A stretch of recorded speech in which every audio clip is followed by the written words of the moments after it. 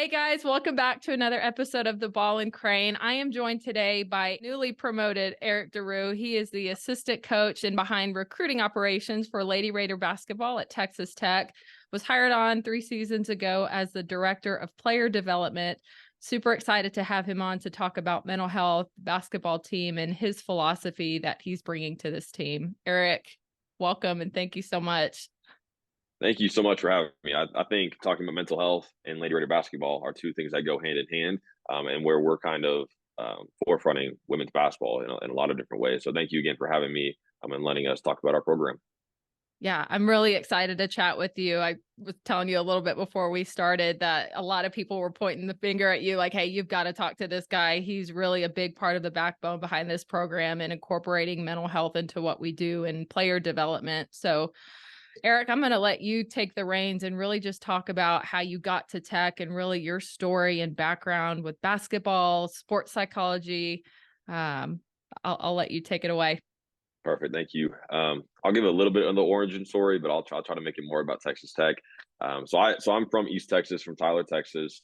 Not born but raised, really. From there, I played small school college basketball, 2 years at the University of Texas at Tyler, and 2 years at McPherson College in Kansas.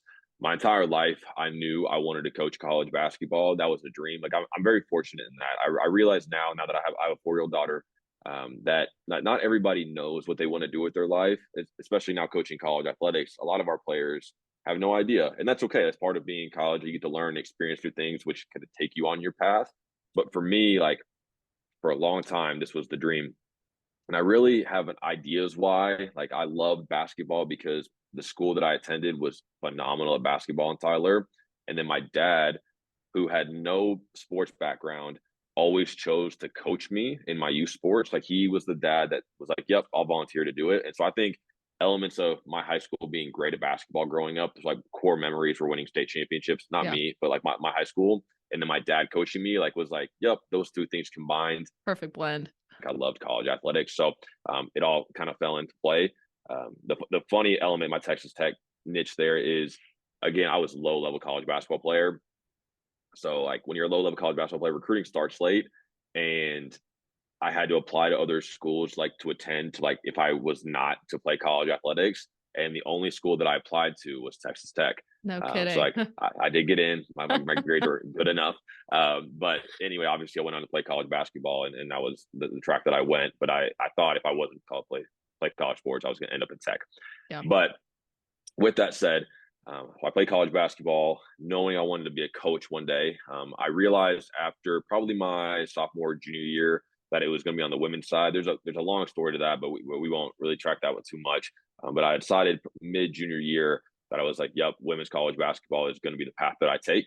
And I kind of went all in on that, and networked hard enough to get my GA job at Fresno State out in California with a kind of a brand new coaching staff. Like head coach takes over. It was her first year. She kind of hired a brand new staff in general. But the story, which kind of starts the sports psychology piece to it, is I had no psychology background, had taken one psychology class in college, had a kinesiology degree basically. And when I applied to graduate school at Fresno State, I thought I was going to be a sports management major. And they basically called back and said, hey, you don't have enough business classes to take that major, but you do have a psychology class, which allows you to take sports psychology. Huh. Unbeknownst to me, the sports psychology program at Fresno State is a top 3 program in the world. And when you Whoa. have when your athletic department is good, like Fresno State has been, they can move the needle and get people into classes that most people aren't privy to. Sure. And so I get into the sports psychology program. I'm the last one admitted. And I remember getting a call from the head of the department basically saying, we hate that you're here. You don't deserve to be here. You are the worst student that we have put in this class, in these classes, and don't mess this up for us, basically. Yeah, no And so pressure. I know, and I was like, no, I want to be here. I want to learn. Like, and I get it. Like, I was just this kid from athletics. They're like, you have to be in. Like, you're in this class, Yeah. and it was funny because over the next 2 years, I realized why it was one of the top sports psychology programs in the world, especially in the country. Dr. Janelle and Wade Gilbert, so husband wife combo, lead that program, elite sports psychologist. So Wade Gilbert has been the sports psychology consultant for Portugal's national soccer team. So like some of the most elite soccer players in the world. He Wow. helps with the Olympics.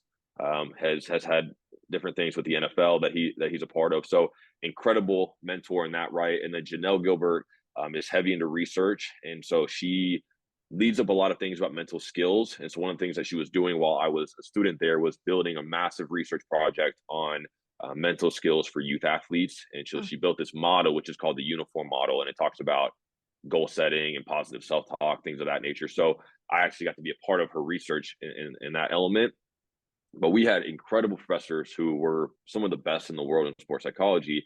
And I just cool. happened to be this kid who had no psychology background, who didn't want to be a psychologist or consultant in that regard, and everybody else did. The best part of it was I Nice. got to give a different perspective. Yeah. And I ended up being one of the best in the class in regards to GPA. And the person, the Janelle, who basically called me and was like, "You don't deserve to be in this program," ended up, at master's program, putting the thing around. I love her to death still. And changed her vantage point on athletics being in her program. Yeah. And so I left there with knowledge of sports psychology that I never knew I needed, but now I feel like every college coach should have a degree in sports psychology. Yeah. Let's move on. So I get an assistant job at Abilene Christian after 2 years at Fresno State. We had a great run at Fresno. Go to Abilene Christian. Very fortunate. I was coming back to Texas, which is coming home to me, Mhm. and I was gifted the best mid-major team in the South. So Abilene Christian had just won the Southland, and Yep. they returned their entire roster. And I literally was there, and they were like, "Don't mess it up Yeah. because we're going to do it again." This And feels familiar. sure enough, we did it again, and we won the Southland. We had literally three players. Our first team all Southland, one that was second team, like all four seniors Sweet. that are now in the Hall of Fame.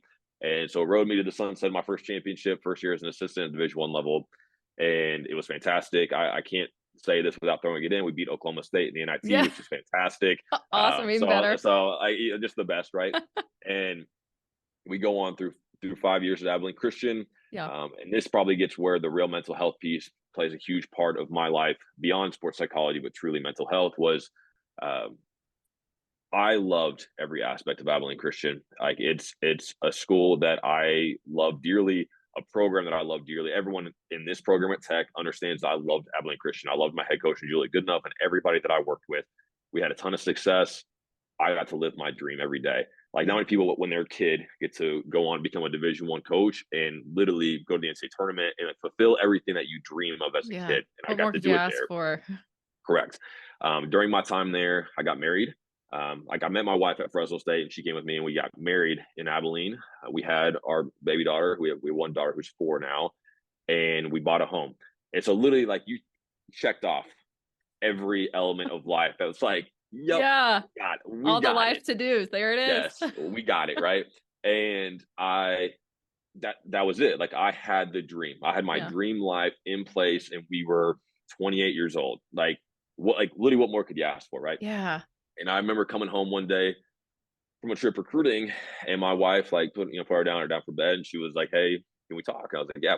And she was like, "We need to see a marriage counselor."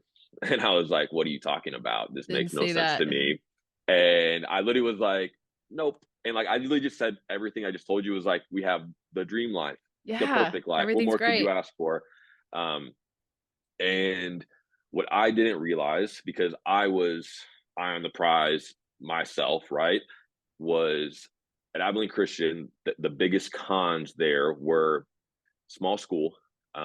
Therefore, we were all about our athletes, which meant they could take whatever major they wanted. But being at a small school, there was only one biology lab. There was only one class that if this senior had to take it, that's what they were going to take. We had nursing majors, we had education majors. So if they had internships or different things they had to do, we allowed them to do it because that's part of our jobs. And there's a lot Yeah. of college coaches that didn't do that, but we did it at Abilene Christian. So it was an incredible experience for our student athletes. But as a coach on staff, that meant some of our practices were at 5 a.m., 6 a.m. Some of them were at 6 p.m., 7 p.m. And so at those Yeah. days, I was dropping my daughter off at 9 a.m. at preschool.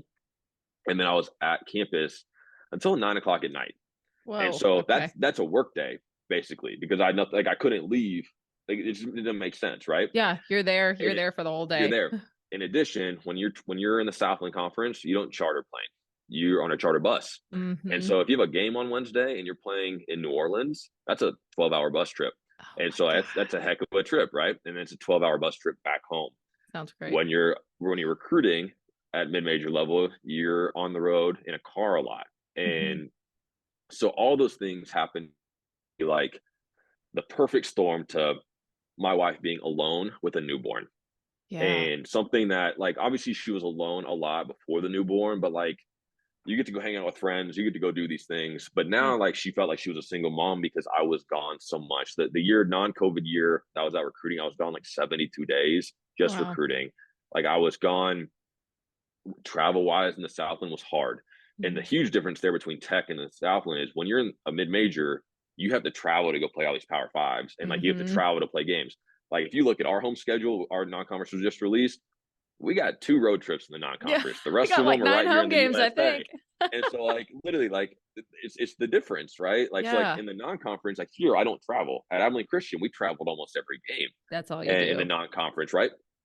Anyway, so like package that, like, I finally was like, I see your side of it that I never saw before. So, literally, the second marriage counseling session, the guy was like, "Hey, how can you live your passion as a college basketball coach and be home more?"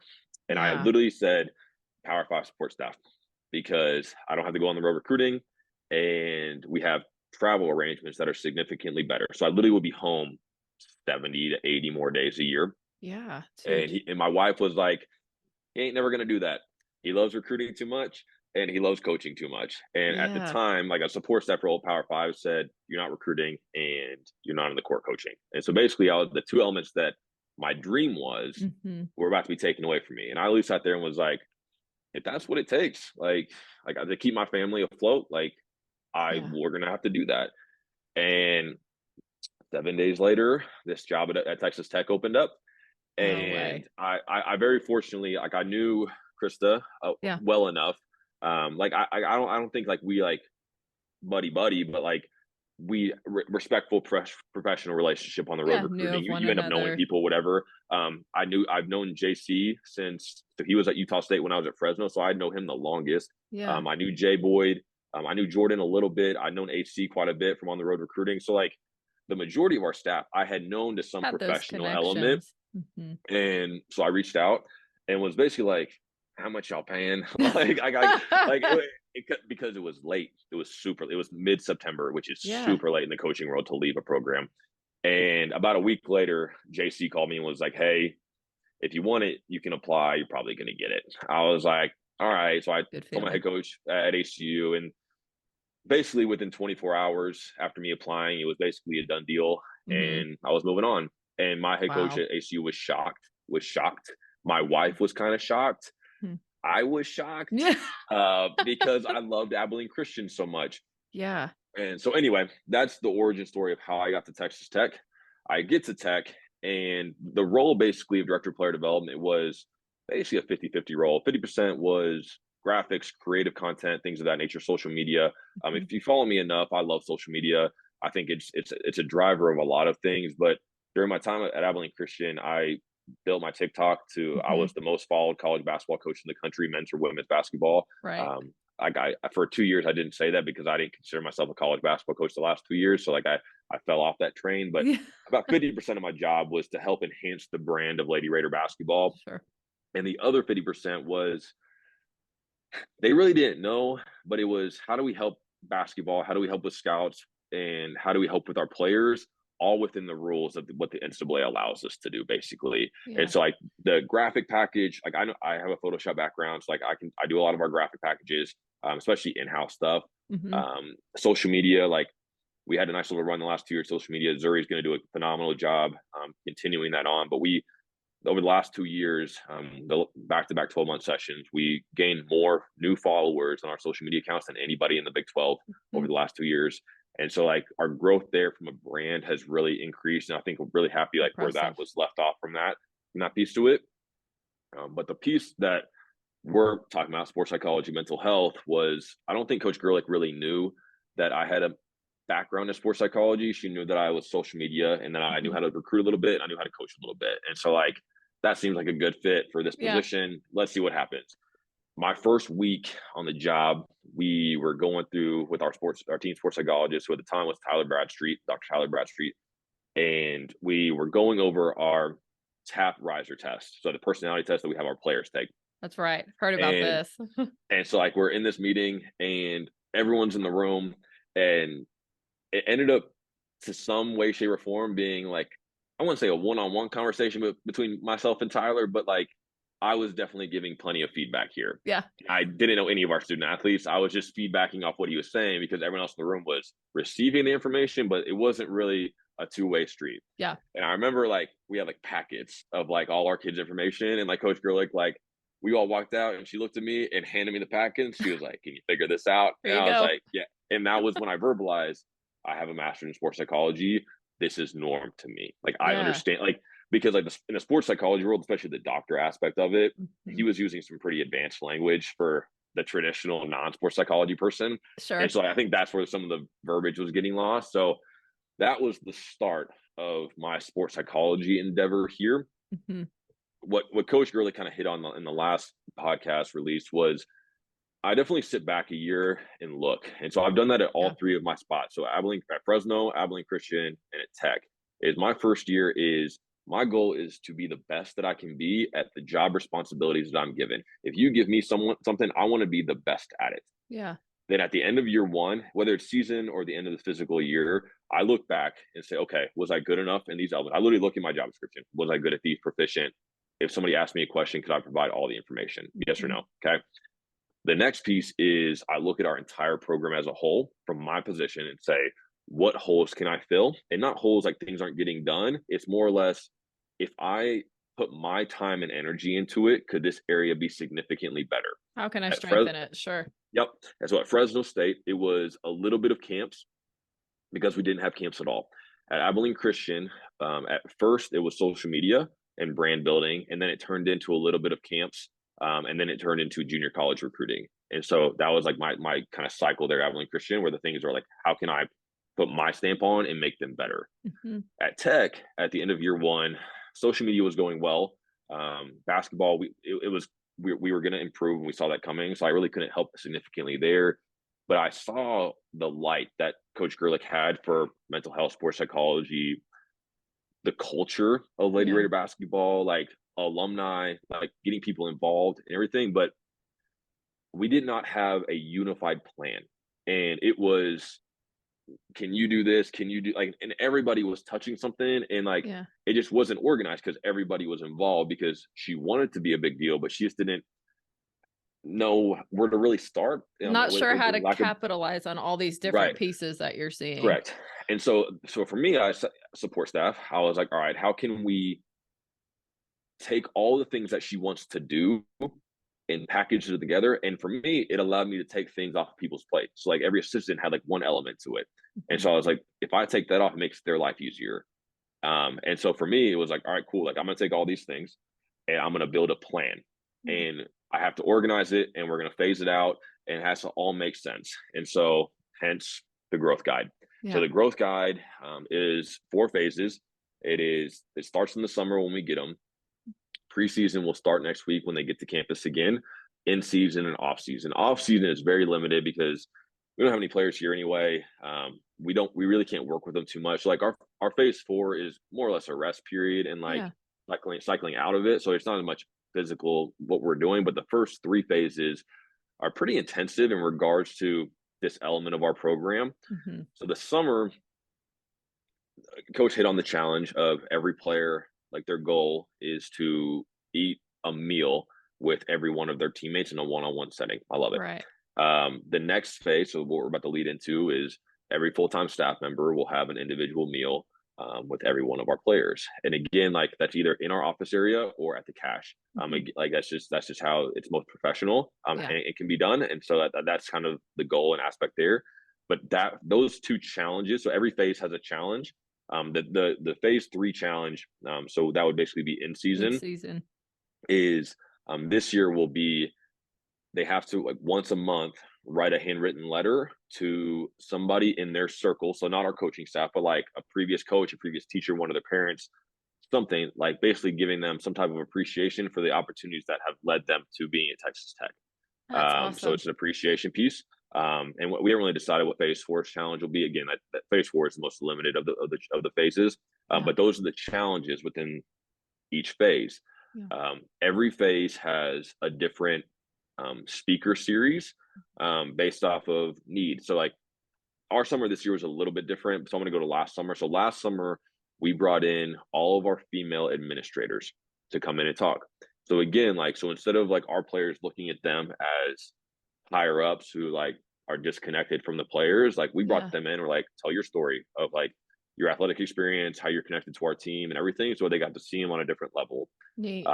The phase 2 speaker series are people that love Lady Raider basketball. So either, well, I'm not going to get to alums yet, but some more alums, but season ticket holders, like longtime season ticket holders. Yeah. The last one before our season started were Coach Gerlich's parents, and a lot of Me. tear, a Yeah. lot of tears in that one from a lot of people. Yeah. Um, and then in season, it's a little bit of a catch-all because like who can we bring in during season, but it's more or less motivational people during our season Yep. when we can fit people in. But again, like there's intentionality of who's talking and when they're talking Yeah, no doubt. in regards to what we need. And then it's definitely not the last piece, but the next piece of it is obviously the riser test. And so in the summer, we take the riser test. Over that time, our staff learns about every individual player and their specific needs. And again, Coach Gerlich hit on it. I have a cheat sheet, as I call it, a cheat sheet of what we need like in a practice or game of like Yeah. decisions of like every individual and like how they receive coaching, how they receive situations, how we can Yeah. coach them better in different elements. One of the categories is after setbacks. Hmm. And so like they either need space, they need to talk it out, or no, what's the other one? I'm blanking. Or need space, talk it out, or immediate feedback. So like basically like one quick comment and then we're done. Yeah. But like some kids like need to like the talk it out is like full conversation, Hmm. and the need space is they need some time, Let them like go sit to down and cool off for a second. yep. And I think that's the one where I wouldn't say changed our program, but changed our program. Yeah. Our at least in this element of sports psychology as it relates to our program. And I don't mind giving this because she's gone. So Bree Scott was an elite basketball player, is an Yeah. elite basketball Yeah. player, elite scorer, finished second in the Big 12 in scoring. She battled some injuries. Is that a setback? Yes. So Yeah. immediately after setback, right? So my first year, battled a ton of injuries, barely played. Hmm. And in the games that we tried to get her in, like she struggled to get through her injuries. And she really struggled with, I wouldn't say mental health, but I would say like when you're injured, it's tough. Like Yeah. it's tough to like fight through adversity through any age, because you want to give the most, and she wanted to give to our team. She Yeah. felt like she could provide more spark and more to our team to help us win more basketball games. That's what she saw.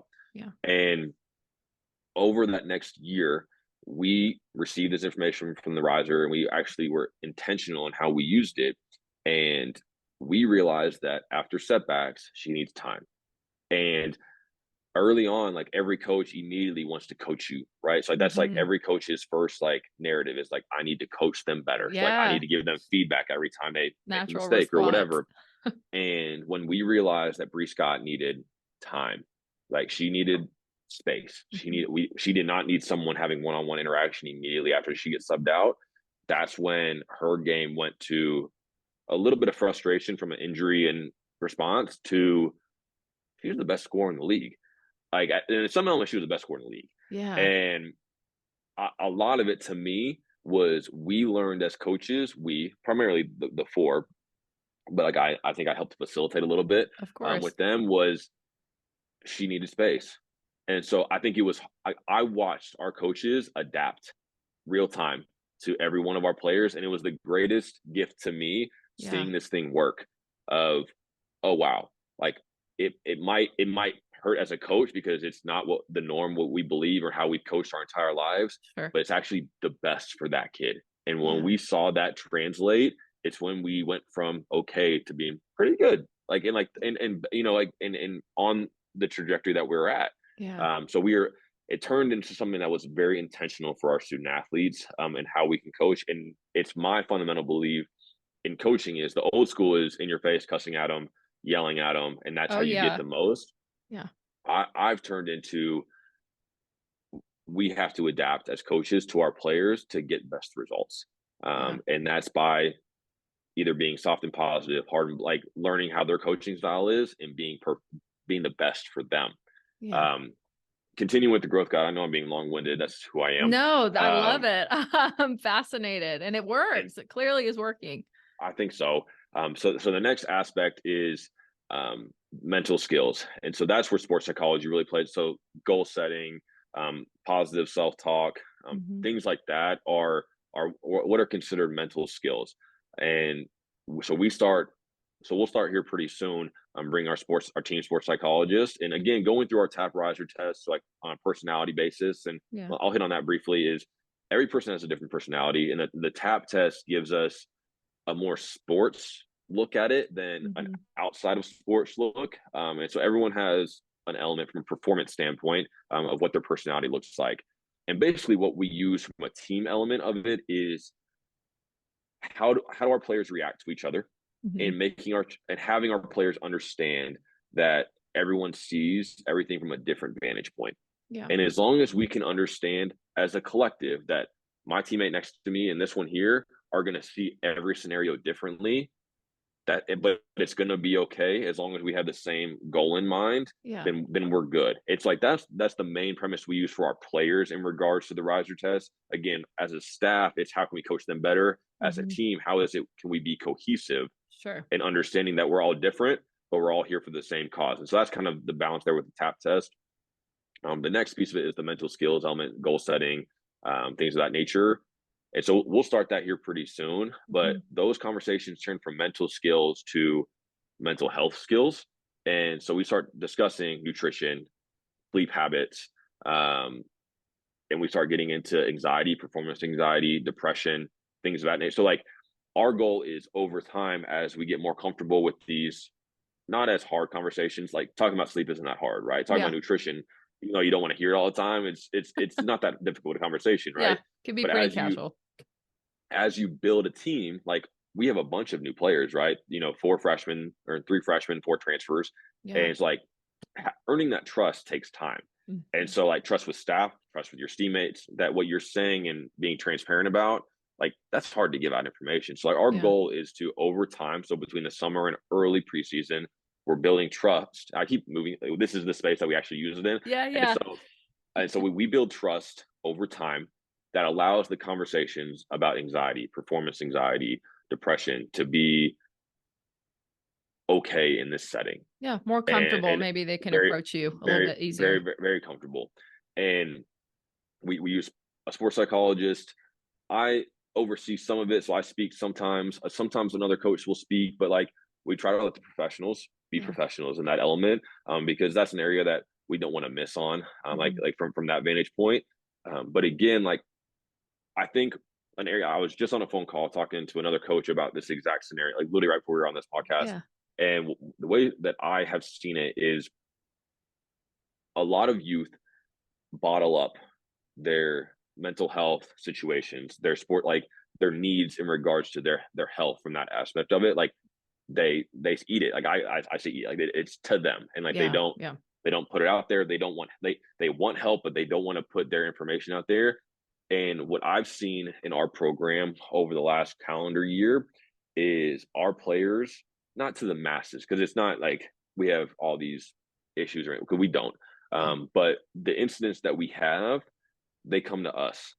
And for a short period of time, we are like, what is happening? Yeah. How do we Like address we this? Yeah. and I think I finally sat on like we made it. We made it to the point where student athletes who used to not speak publicly or speak in a setting to people Mhm. about the struggles that they're going through, they're now coming to our offices Yeah. and saying either I need help or this is what I'm going through. And to me, that's this thing working. Yeah, it's the affirmation. Y'all are doing it right. Y'all get Yep. it. And so I would rather know that someone's struggling with this situation or this is happening back in my home, back home, Mhm. like or whatever. I would rather have that information than not. And now it's our turn to like, all right, what do we do with the information? Who do we have help? Who can we help them with? Yeah. But I want that pressure. Yeah. than rather than not knowing. And so to me, that's the growth guide in the whole world of it. That's this thing working. Yeah. And so we have now, like, I can't, I have to stop and say this, like Coach Gerlich talked significantly on the growth guide and what we do. And you can only do this when you have a head coach that's bought in. Oh, And that was yeah. and that was my first, it wasn't a struggle. It was my first year here. I realized that she was going to be bought in because it's what she wanted. Mhm. And then it was my ability to have my knowledge, my experiences to piece it together to offer her something. And she literally was like, yep, this is it. And like, before I even said it, she was like, we're using this in recruiting. So we use this as a sales pitch in recruiting, that Yeah. we're going to coach you differently because you're an individual. We're going to treat you differently because we care about you outside of basketball and wins and losses. All the things. So like, we use this in recruiting as much as we sell the Womble. And Yeah. that's like, because we think we're the best in both. We have the best Mm. facilities in the country. But I fundamentally believe how we coach, how we treat our players, and the relationships we try to build through the growth guide and the different elements that we do, I I think we're the best in the country. I don't Yeah. know another women's basketball program in the country that has a 12-month program that includes sports psychology, mental health, mental skills, relationship building, and the last piece is our culture. Mhm. So the last piece that is a part of our growth guide is we have the Womble is a massive video board, right? Mm. And in the preseason, so starting it pretty soon, we will have a Lady Raider of the Week on the video board. Cool. And the Lady Raider of the Week is former Lady Raiders. And so their name goes up, the picture of them goes up, and they're up the entire week. And Cool. every day we have a practice. Coach Gerlich or someone on our staff will provide a story, will provide stats, provide some type of connection. And the goal for that week is to try to get that alum, that Lady Raider, back to speak about her experience. And so like last year, I think we got 6 of the 8 back to talk about their experience. And like one of Yeah. them was, through a Zoom, and the one we couldn't get to. Mhm.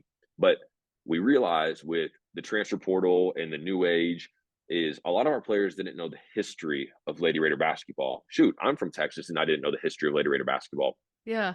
And there's so much rich history of all of it. Incredible players that didn't, like, some won national championships and some won the Mhm. Southwest Conference, some won the Big 12. But there's others that you didn't have to win or be the best player to have a great experience as a Lady Raider. Yeah. And so, like, some of the people we brought in were not the greatest players of all time. Some weren't even starters, but they had incredible stories to offer about their experience at Texas Tech and for Lady Raider basketball. Yeah. And so, a piece of the growth guide is helping Coach Gerlich enhance the culture and the brand of Lady Raider basketball for our players so they can see what they're playing for. Sure. And so, again, like, we have during the preseason, we'll have Lady Raiders of the Week. So like, if people come into our space in the Womble, that's why Carolyn Thompson's up there. That's why the Aaron Grants of the world are up there, or Yeah. whatever on our board, because that's the Lady Raider of the Week that we're Mhm. showcasing to our team and teaching about. And then during the season, we have basically our core words. So passion, purpose, and pride are the 3 heavy hitter words that Coach Gerlich will say all the time. Yeah. But then there's kind of a lower tier, toughness, what's in here, relentless, champions, fearless, like other words that we discussed that will go up there. And then for that week, she will discuss that word and why it's relevant to our program. So again, it's a culture piece too. Yeah. It's like sometimes you'll see on social media her talking about a specific topic. Well, Mhm. that's why, because it's That's what we're it. talking about that week to build the culture and the foundation of what we want our players to know about our culture. Yeah. And so, anyway, it's very all encompassing, Yeah. but it Sounds like allows it. everything. It allows everything to be in one place, Mm. and to have a meaning to everything. Yeah. And like, it's easy for me to explain it because there's reasoning behind everything, and it's not just something that thrown on a dartboard. It's actually Uh-huh. thought out over time. What we realize that every year is going to look differently based off of our schedule, when our players get here, how long our summers are, things of that nature. So it's not specific to dates, but it's specific to time periods, and Mhm. we'll adjust as we go. But again, I spoke a long time about a lot of different things, so Oh, it's I will stop talking, brilliant. and I'll allow you to ask more questions. No, it's brilliant. And I go back to this word and this theme of intentionality, but it's also very holistic. And I'd asked Coach Gerlich this. I was curious, like, how many coaches, how many schools are doing this with their programs, incorporating this philosophy of wellness, mental health, and all these different pieces that I think it takes to have a really successful basketball program. So here's my answer to that. I think I'm gonna throw a random number out there. I would say 80% of coaches have the belief that this is right. Like what we're Mhm. doing and how we piece together. Like if they heard it, they're like, "Yep, that makes sense. How they're doing this Mhm. makes sense," and they all want to do that. I would say less than 5% find a way to transactionally do the entirety of what we do. They might actually be less than that. Like I really think that we are a unicorn in this space. And Yeah. like we might be one of the very few that have the complete package together with a complete plan. Mhm. I think there's a vast majority that will love that. My staff at Abilene Christian is really good enough. Like she is a culture builder, like an Yeah. elite culture builder. And so like we were doing personality tests. We were doing some mental health, mental skills things. Mm. But it was definitely like there wasn't a rhyme or reason. It was just like, it seems like a good time to do this. Yeah. And again, like I learned a lot from her. So that was no negative, but like she was doing it as a head coach, she was thinking of these things and implementing within her own practices. So like I think it's hard when that's not front of mind. And so Mhm. it was for Coach Gerlich, but if y'all see her operate, she does so many things. And so like Yeah. she Yeah. wanted to include these things and we did. It was just how can we do it cohesively? And so again, I think a lot of head coaches have the belief that this is right. Mhm. A significant amount less are able to actually transactionally execute this. And I Mhm. think that's why we're being so successful in this space is because Yeah. we found a way to execute it. And it's probably because we have a vast amount of resources. Thank you for Texas Tech Athletics and the Mm. campus for providing us with a great team of sports psychology performance people. And then even with our own staff, like the more bodies we have on our staff allows us to be creative in the space and Yeah. actually execute. When you have a smaller staff, you have to prioritize things. And I think every other staff in the country prioritizes winning basketball games, recruiting, scouts, Yep. player development from a basketball element. And like those like that's coaching basketball to a Mhm. lot of people's minds. So that becomes priority. And that now it's like a recruiting mail out, social media, like that's like the next level. And then like it's like the mental health, sports psychology, Yeah. it's great conversation piece, but like Not it's hard. priority. And especially if you don't have a background in it. And so most Mhm. coaches don't have a sports psychology background to be able to execute on that piece, right? Yeah. Because and like it's hard to grade that piece. It's Mhm. hard to aesthetic like a graphic guy. So I have a portfolio of graphics I make. I can hand that to somebody. Like from a sports psychology mental health piece, like you can't like there's no You can't wins really losses. quantify or measure You it. can't quantify it, right? So like a lot of coaches who are competitive based, like it's Yeah. hard for them to buy into that completely because Show me that like it works. I wanna see how do you numbers. exactly and you can't, right? And so that's why I said like my belief is like we started to hear more of our players like coming to us with things that we can help them in. And Mhm. like to me, that was the win. That's winning. But Yeah. like how do I quantify it? I don't. I just know that I see it every day in our program. The Mhm. smiles, the laughter, our coaches, I watched our coaches adapt. Like I Yeah. watched them change and shift how they coached, and that made our team better. And so again, like I don't have a number, but I would say again, I think we're a unicorn. I think we are very unique in how we operate for the good of sports psychology and the good of our program. Yeah. And I think y'all model, you talked about this adjustment and buying in to one another and what y'all have to offer. And I believe that the players likely see that too. And they're buying into one another. They understand, yeah, everybody's different. They respond differently to adversity. And I can be okay with that. So just like Yep. what y'all are doing, learning to adapt to your players, the players are adapting to one another, it sounds like. And they Yep. model that from you guys. I like to think so. Yeah, it's brilliant. And I spoke to Coach Gerlich about it. As a fan watching it, it feels like there's a lot of cohesion. It feels like y'all are in sync and there's this passion and that there's really this cohesiveness with the team and a really positive culture. Seeing as where it was several years ago when Coach Stallings was leaving, like Coach Gerlich called it, like it was a very broken team and team was in a very broken place. And so to see it then and see it now, it's incredible to watch. So kudos to y'all because I know y'all are the backbone of building this thing. And I think y'all are doing it the right way. It's very Thank you. holistic, it's very intentional and addressing the mental health piece in a very pragmatic, very proactive, productive way. Thank you. That honestly, that means a lot. Like I think, again, it goes from buy-in to your head coach, but also buy-in from your players. And I think it took a little bit of time for our players to buy into what we were doing because they probably hadn't seen a lot of it before. Yeah. But it's something that's worthwhile. I'm going to add a couple other elements that are not necessarily growth guide, but yeah, to somewhat they are. Yeah.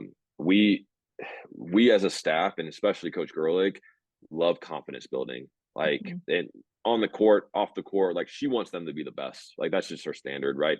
Yeah. But in reality, like for young females especially, like we want them to have confidence. We want them to walk out every day with confidence in themselves, who they are as people, who they are in the classroom, who they are on the court, and in our community, right?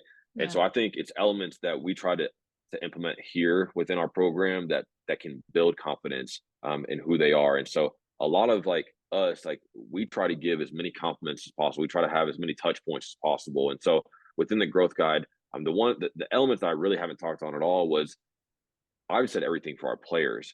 The biggest piece that I think was relevant for our staff is we added coaches pieces to it. So every it's not every month, but every almost every other month, we have our strength and conditioning coach email our staff or give us our staff like something about sleep, eat, nutrition, because life of a college coach is interesting.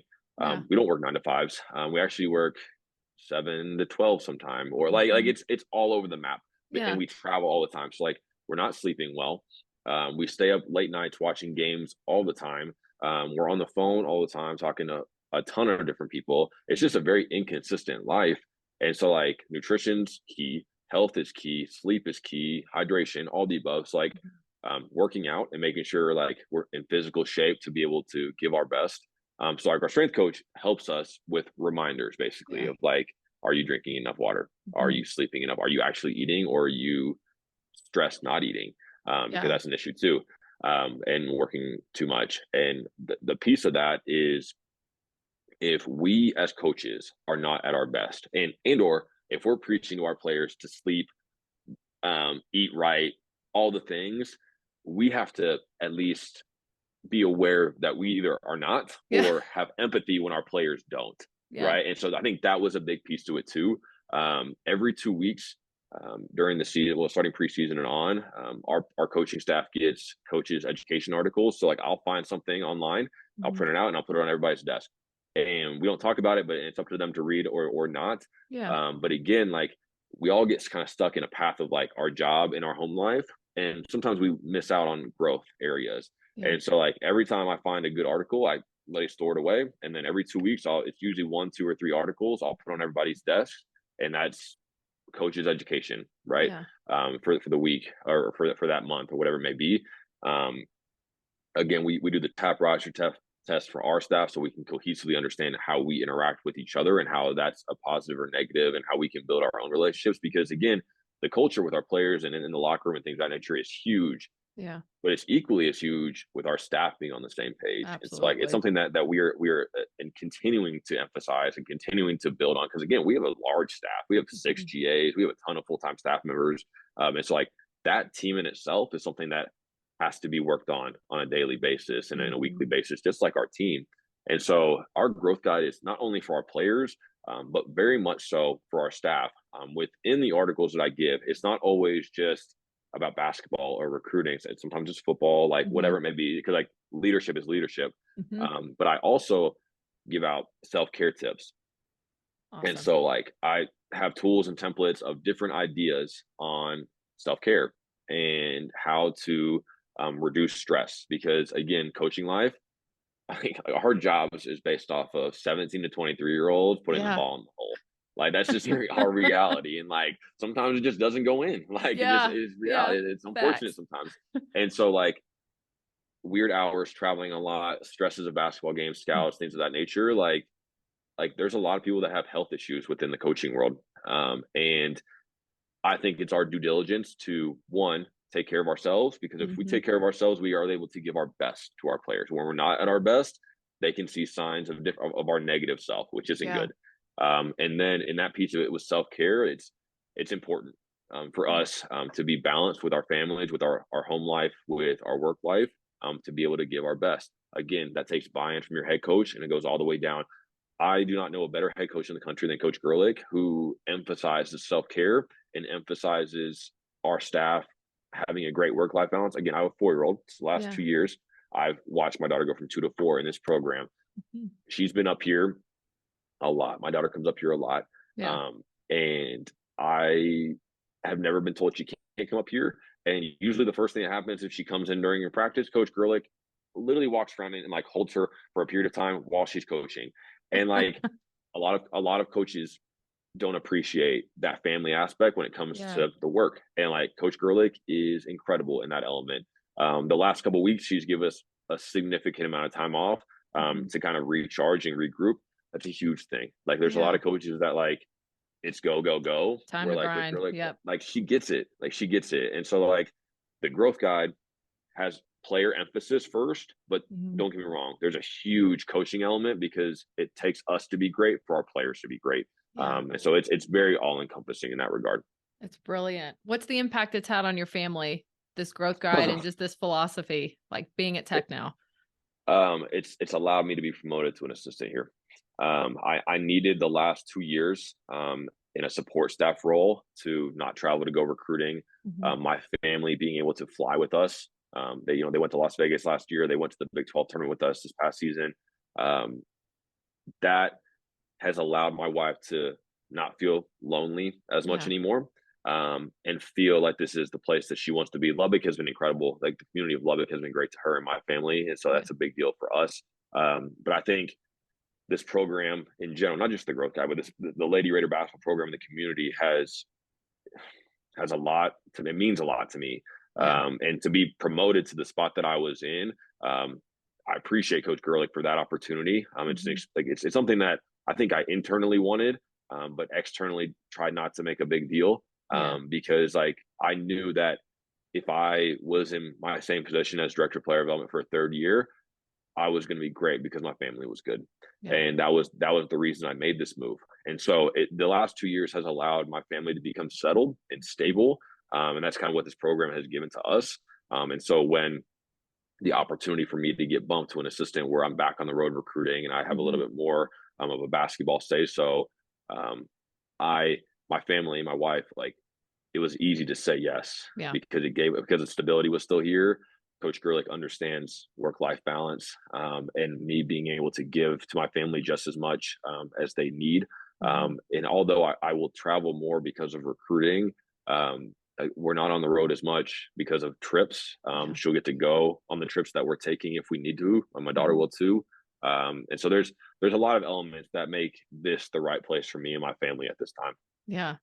How would you say this compares to where you were when you were getting ready to leave Abilene Christian? And you talked about how that was prime time, like that was the dream. Like things were great until your wife came to you and said, "Man, this is really struggling. I'm really struggling with this." Where would you say it Um, compares to where you are now? I have the dream now. Like I thought Yeah. that was the dream because it was my time.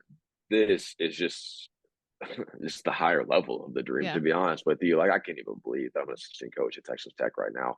And to Yeah. be honest with you, our fan base probably has an idea because of kind of where we finished last year in the NIT. What we did in the transfer portal this year was pretty special. Like if you Mhm. compare it to the rest of the Big 12, I would put our transfer portal gets that class up against anybody else in the Big 12. Yeah. I love our freshman class. We have an incredible group of kids who are willing to work, and want to really impact this program long term. And then we have a great set of returners. Like if you look at our roster, Yeah. we have a Power Five roster. We have a Yeah. team that It's can exciting. compete at the highest level, and have a lot of success. And so for me personally, to be able to be a part of that in any way is huge, for my Yeah. own career personally, but professionally. Like I love what we're doing. I love what we stand for and our staff stands for. Um, and like seeing the vision of what Coach Gerlich had when she came here and watching it incrementally get better. Like Yeah.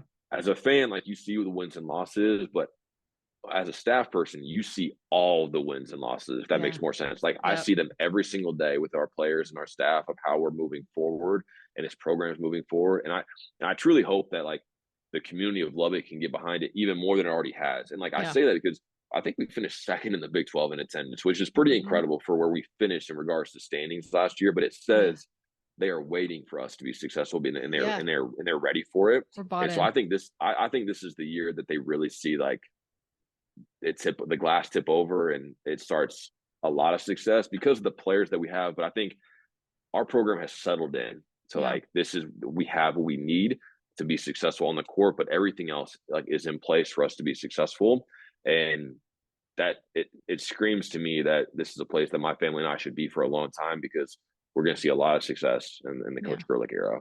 I love to hear it. It's a beautiful story. And I sit back in awe and just listen, whether it's one of your players, whether it's Coach Gerlich, and hearing you and speak from your experience, Coach. It's because I can call you Coach now. You're an assistant coach. It's incredible. And again, as a fan watching it, like, I think it translates what y'all are doing behind the scenes that nobody really knows about. You can see it on the court. There again, there's just this culture, there's this cohesiveness. It's incredible. So kudos again to y'all. Thank you. That means a lot. Yeah. Talk a little bit. We've got a little bit of time, Coach, about social media. You obviously have a big presence on social media and lots of followers on Twitter. Lots of people have a lot of things to say. How do you address, especially with the players, critics, feedback, as far as mental health is concerned? What are your thoughts? Yeah, so I love my face lit up when you said social media, because it's something that like it's like literally like my goal every day is to post on social media at Yeah. least once a day, if not more. So if you follow me enough, you realize that it's a brand thing more than anything like that. Like, I'm a brand builder. Like that's what I see myself as, Yeah. especially the last 2 years when I was like the emphasis of my job. From a mental health standpoint, like I wish I say like I do more, say more, but I'm more of a helper. Yeah. And so like I try to give feedback to our players if they want to enhance their brand, because obviously I've seen what it's done for my own career. Coach Gerlich hit on it. Like she is very advantageous of our players in that realm, almost more than I am, because I think she sees it. Obviously because of brand and because of like that attachment to that, more than I ever have with the critics or people in the DMs or things of that nature. So Yeah. I wish I could sit here and say I've done more for our student athletes in that regard. My role last 2 years, I did have the ability to change how we operated a little bit in regards to what we post, how we posted it, and like Yeah. things of that nature, and just the guidelines around getting photos approved as much as we could from our student athletes. I think that was something Right. that I would say almost no athletic department is doing. Like they're just posting the best photo that they think is relevant at the time, and they're going with it. And I think Sure. because we had somebody in house within our social media team, which I'll be like at this level, like there's not a lot of people in house of programs touching social media on a daily basis. It's pretty much communications department or SIDs and like things of that nature. Yeah. And so the fact that we had somebody in house the last 2 years being a part of social allowed me a little bit more hands on. And so anytime I posted on social, any picture of our players, I would send it to them, be like, "You good with this? Yes, no." Mhm. And like 90% of the time, they were cool, because over time, like you kind of figure out like what they're good with and what they're not. Yeah. And then every once in a while, I'll be like, "Nope, I want a different picture," and like I would be a little bit shocked because like it's a great picture. Yeah. See, But nothing then wrong with it. but you know, it's super easy to adjust, Yeah. and I think when you put your players as the priority, those things are a non-issue. Mhm. Like that, like the extra 7 minutes it takes for me to confirm a picture for social media is worth it. Yeah. Like it's worth the 7 minutes of time from me holding on from posting something on social media. Like it's not that big of a deal. And so Yeah. like I think that's where I've learned being in women's basketball, that image and how people perceive themselves like Mhm. says a lot. And so like I always, again, going back to Coach Girl, like wanting to promote confidence in our athletes, is like I always want to put our players in a great light.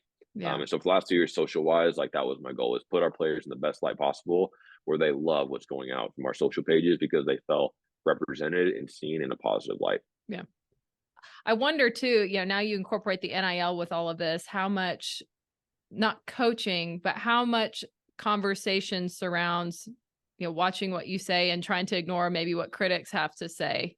We do a little bit, especially, beginning of the year. I think every program is like gives like the generic speech of like, this is what you should and shouldn't post. You Yeah. represent our program, you represent Tech Athletics, things of all that nature.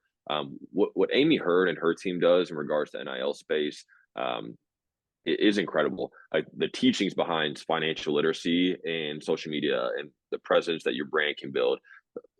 Our athletic department is, I think, at the forefront of developing our student athletes from that vantage point. So again, in-house wise, like I can't recall a situation where any of our players posted something that they shouldn't have. But I think either over time they've been educated, but I truly believe it's Amy Hurd and in their team that has done an incredible job educating across not just social media, but the NIL landscape. Yeah. I think our student athletes at Texas Tech are some of the most educated on what that looks like. Obviously, we can read all the numbers and know that Lubbock in our community has done an incredible job for every one of our student athletes, or at least a significant portion of them.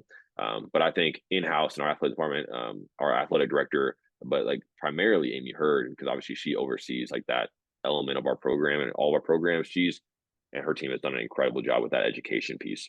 Yeah, that's great. Yeah, it's changed the culture, I think, of D1 basketball and anybody who's involved with NIL. Coach Gerlich was transparent about not being the biggest fan of it, and not really a lot of coaches everywhere not being the biggest fan, but it's here. How do we adapt to it, and how do we make the most of it? So that's great that Amy Hurd and her team can educate and help promote it in a positive light. I agree. Coach DeRoo, what do you want people to know before we wrap up watching this podcast? What do you want fans to know, people to know about you, Lady Raider basketball, Texas Tech, mental health? Yeah. I think we have one of the best fan bases, if not the best fan base in the country. As I've gotten to learn about Lady Raider basketball and what that tradition and history means, I've realized that this fan base is special. I understand why Coach Gerlich has the vision of selling the USA out again for women's basketball games. Like, I understand why, because it can be done, because it has been done. It has been done a lot of times. And so I think we're on the trajectory that, from a basketball standpoint, we're going to prove that it deserves to be filled out. And I think that's where I hope, and I'm excited to see Lady Raider basketball in the Lubbock community and West Texas fans come back to the USA in the thousands for women's basketball games. We have a lot of players that can connect to our community that I think our people are going to love watching. I think the brand of basketball that we're continuing to grow is going to continue to get there. Obviously, like over time, Coach Girl, like we're building a program basketball wise that's going to be fun to watch. You can only do so much with the players that you have, and we are indebted to the players that we've had the last few years. But I think we finally have a roster that says we can play how she wants to play in every element of the game. And I think that's what's going to lead us to a lot of success and a lot of people enjoying what we're doing. So I hope people continue to buy season tickets because it's one of the cheaper offers you can get in regards to Texas Tech season tickets, but it's worth it. And I think the piece to that a lot of people don't quite understand is I think our players give back to our fans as much as any other program. Like there's just not many programs where their players are available after every game. They're out there for a while. You'll see a long them. time. And our players don't want to get off the court. Like, we're pushing them off the court so I can go see my family. It's so like I think that's an element that you can't put a price tag on. Is I was able to, with Coach P, go to an alumni event in Graham a week ago, and Coach really couldn't make it, and so we went for her, and we were talking to some families, and one family came up who had this mom had come to Coach Sharp's camps back in the day, and they had a daughter who was, give her like 7 years old, give or take, and she was saying she wants her daughter to love basketball, and she was like, she thinks that like coming to Texas Tech games will like thrive that love for basketball. And I was like, cool, like just email us and like we'll figure out how to like introduce you to some more players and all these. And she was like, what? And I was like, yeah, that's like, it's literally what our team stands for. It's like we have players that accept everybody and they want everyone to have an incredible experience while they're at the game, not just watching basketball. And so I think that's the element of buying a season ticket that you don't see on the price tag, is that you literally can become friends and acquaintances and like truly connected to our student athletes more than almost any other sport that I've seen. And not because other sports are doing it wrong. I just think we're above and beyond in how we put our players out there and how our players represent us. Absolutely. I think there's this buy-in piece of like when fans can connect with the players and with staff, there's this element of appreciation and excitement. Like, oh my gosh, like, yeah, I talked to Bree after a game and she's great. She's cool. And that pumps me up. I want to go see her play every game because I know that I can chat with her afterwards and just build this connection. Yeah. So the fact that y'all do that, and I know other teams, when you watch basketball, you don't see them sticking around after. They're back in the locker room and ready to go. So super neat to watch you guys stay around on the court for the fans. Absolutely. I think it's the right thing to do. Coach DeRoo, it has been such a joy visiting with you and hearing a little bit more about what you're doing and your role as far as Lady Raider basketball is concerned, and really promoting again this culture of wellness and the growth development, all the intentional pieces that it takes to make this program successful on and off the court. So thank you so very much. No, thank you for this opportunity, and for you showcasing our staff and what we do for Texas Tech and in our Yep, program. absolutely.